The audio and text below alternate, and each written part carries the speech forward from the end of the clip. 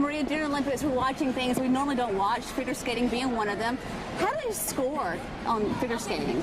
Well, figure skating has recently kind of changed judging systems. It used to be a totally different system, but in the past few years since the last Olympics, we have a completely new judging system.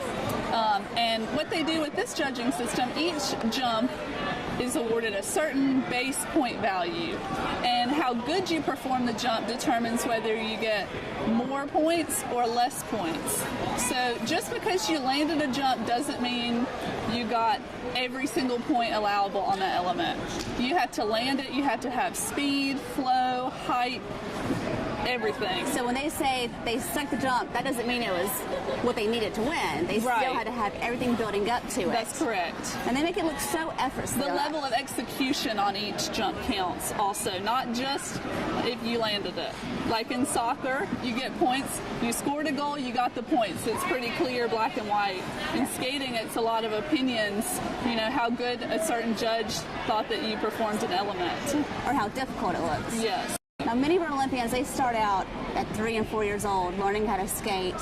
But I'm kind of curious, how hard is it to do some of these basic moves that we see them do during warm-ups or exhibitions? I was hoping you could kind of show me a few of them. Sure. A 2-foot spin. Okay. You're going to start with your right arm across your body. Okay. Kind of winding up, and then we're going to swing our arms around to the right. Okay. And as we swing them, we're going to pull them in.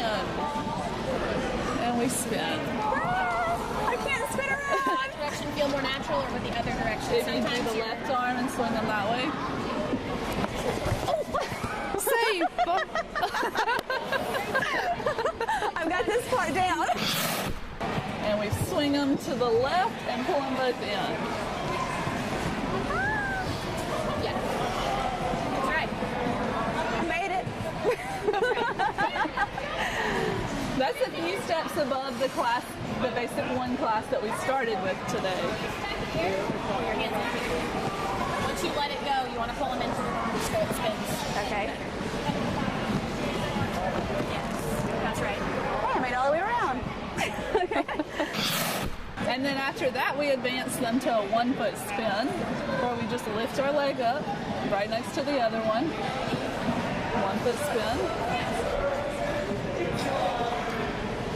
And after that, we get, you know, to the more difficult variations, which are like sit spin, camel spin. Those are some of the positions you see in the Olympics when you're watching on TV.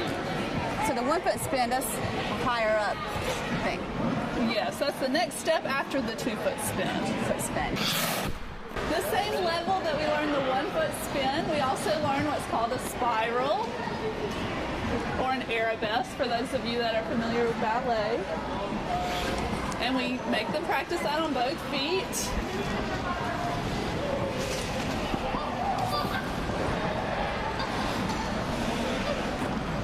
Because in skating, you have to be very ambidextrous and good at both feet. All right, now I did ballet for a long time, but I did it on my toes, but this is kind of different. Doing it on a blade of ice. We want to stay off of our toes normally in skating because we have what's called toe picks at the very front of our skates. And that actually helps us with spinning and jumping. A common misconception with beginners is that we use that to stop, and that's the farthest thing from the truth and the farthest thing from what you want to do. If you use that to stop, you're going to go face plant on the ice. I think I've done that a few times already because I thought that was going to help me stop. Yes. Okay, I had a private lesson, Maria.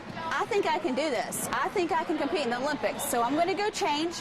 I've got some scores. We've got some 10s in there. Feel free to use those. I'm pretty confident. We're going to see what I can do, okay? Y'all ready? Yes. All right. I'm going to go change. Be right back. Okay.